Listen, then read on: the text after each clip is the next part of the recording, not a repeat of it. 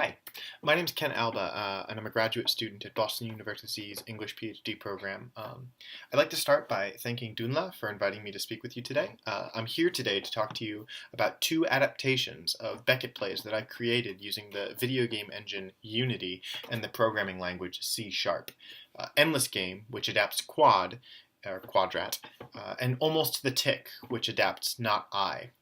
Because I don't have very much time, I'm going to be moving fairly quickly, more demonstrating than analyzing, but I do hope to video chat in for the roundtable, and would be more than happy to correspond via email if you have any questions. Finally, for the same reason, I won't be talking about some of the other wonderful technological adaptations of Beckett that are out there, but I would be remiss not to mention, just for one example, the terrific work of the Samuel Beckett Laboratory. Now, one of the guiding principles behind these adaptations, these video game adaptations, is failure. Although my goal is to do something that communicates some of what Beckett's works do, something is inevitably lost in translation from teleplay or play into what I'm going to loosely call a video game. Although Beckett's resistance to intermediate adaptation is sometimes, I think, overstated, the position of player in a game, the position that these adaptations force the user into, is radically different from that of audience member or viewer or even actor. And as such, neither of these adaptations of mine are faithful ones. But examining the ways in which these unfaithful adaptations fail is a useful way to think about what makes the original plays succeed. I'm offering failure here, then, as a kind of reading strategy rather than as a judge of worthiness or quality. Of course, making something that only fails would be a questionable and dispiriting use of time. As such, my secondary goal here is to look at what does work. Much is inevitably lost in translation, but there is some stuff that I hope is gained. So I'll also be thinking about how that position of player in a game is a potentially powerful or interesting one, and how these adaptations as such offer a different angle into the text. So, Quad. Quad is a teleplay by Samuel Beckett, produced and originally broadcast on Süddeutscher Rundfunk in Germany in 1982. It's a piece for 4 dancers, each of whom wears a different colored robe, and they trace out a repetitive pattern on a gray stage with a black backdrop. I decided to look at Beckett's script like a code, as a set of mechanical instructions to be carried out one after another without deviation, working here on the pun between a computer script and a dramatic script. The mathematical vectors described by Beckett's very specific commands are drawn out in the original script geometrically. Beckett's descriptions of the courses in the series encode instructions for human behavior into symbolic logic.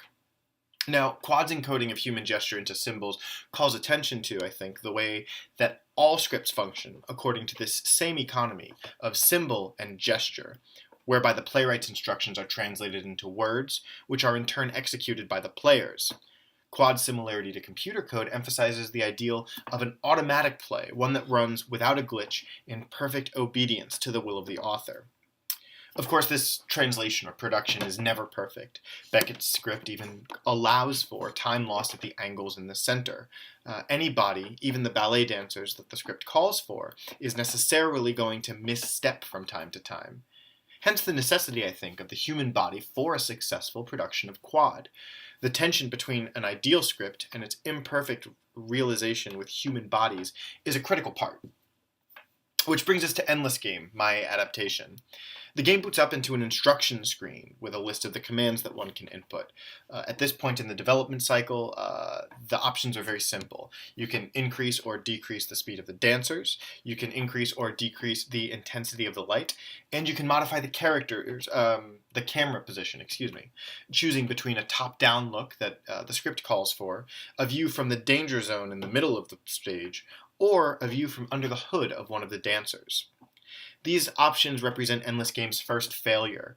Making a teleplay into something interactive, something like a game, alters the experience of watching it. Hence the final instruction on this screen: if you want the most faithful adaptation, don't touch anything, just go straight into it. The second failure that I'd like to talk about relates to that constitutive tension that I was talking about a moment before.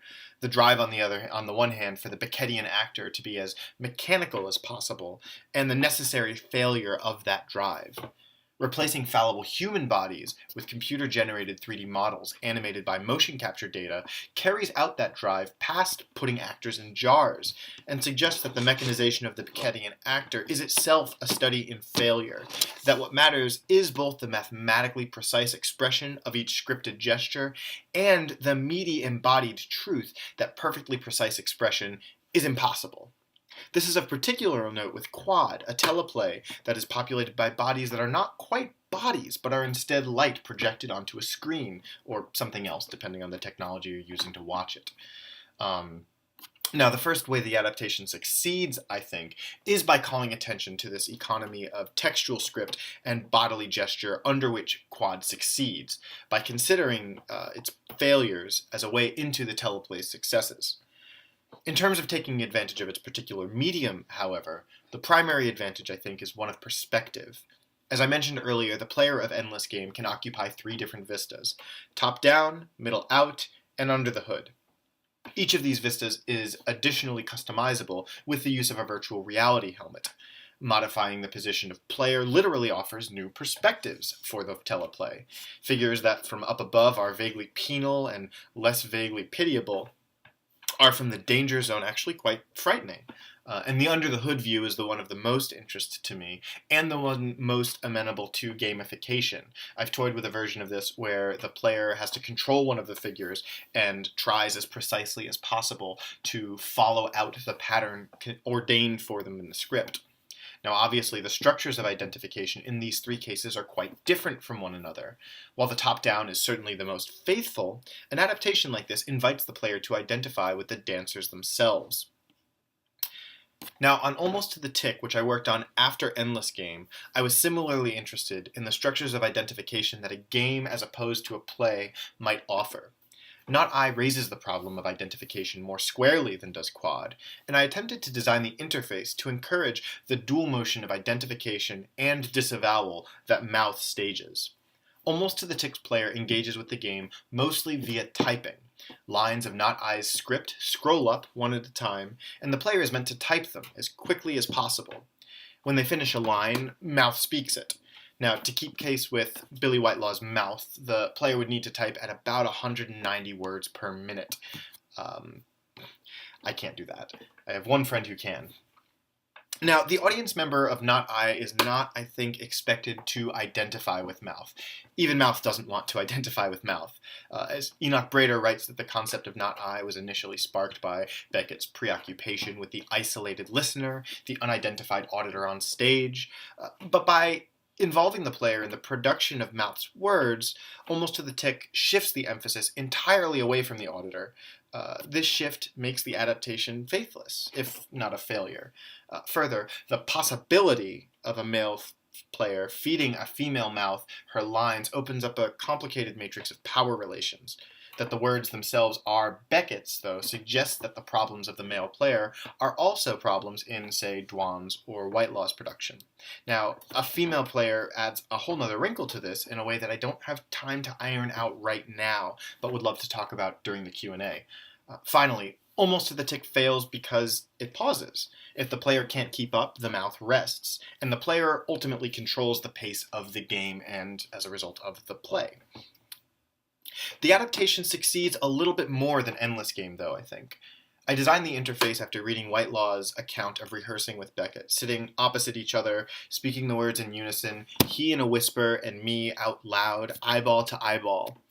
Although Almost to the Tick isn't quite synchronous, the player's body, their eyes, their ears, their fingers, their wrist, all become imbricated in a system that animates Whitelaw's mouth.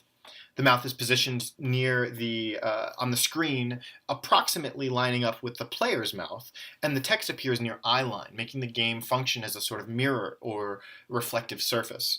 By involving as many senses as possible, forcing the player to employ every cell to push the sound out at the speed of thought, and by making it hard enough that the player's wrists actually do hurt by the end of it. Almost to the Tick positions the player as, to loosely paraphrase Hannah Simpson, another mechanical tool that exists solely, while playing, to articulate Beckett's text, and as the mechanism by which Mouth is forced to speak. When played seriously, Almost to the Tick bombards its player with Beckett's words. Seeing them, typing them, and then hearing them makes it very difficult to think anything but them. It's not as good as actually memorizing and performing Not I, but it also doesn't require a dental chair, leather straps, and to go a little bit mad in quite the same way. There's more to say here, I think, but unfortunately, there isn't quite enough time to say it. I will just add once more that all of this material is available for free on my website, especiallygreatliterature.com/beckett.html. That also has some other experiments I've done using the interactive fiction software Twine, which teaches really, really well. Check it out. Let me know what you think. Endless Game will run on Windows and Macs. Almost to the Tick is Windows only at this point because there's a bug that I don't know how to fix. If you want code or any other resources that aren't immediately accessible on my website, just send me an email at kenalba@bu.edu and I will respond as quickly as possible. Thanks again for inviting me to speak today, and I hope that you enjoy the rest of your brunch.